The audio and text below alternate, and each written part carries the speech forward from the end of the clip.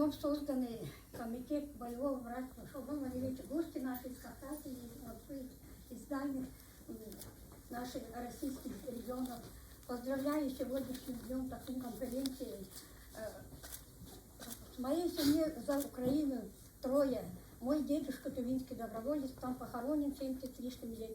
Мой единственный сын Владимир, когда студентом был. Я в армию обязательно поеду и обязательно в Украине побываю, дедушкину памятник увижу.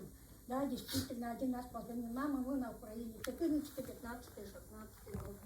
А потом приехал из Москвы, я приезжаю, мама, я из Сирии приезжаю. А потом внук Тувинский кадетский корпус закончил.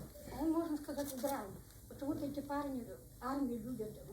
А в вечерней школе выучить, там у нас солдаты учатся, а потом пойду в академию. Вот.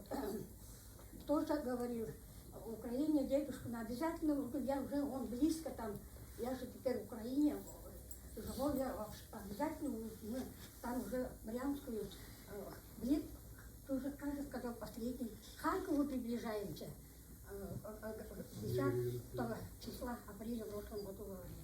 Но все трое, как говорится, солдаты победы, сложили голову, креплют, все равно слезы идут, все равно поддерживаю всех моих национальных сыновей, солдат по всему семейству. Поздравляю всех вас, сегодня членов боевого братства.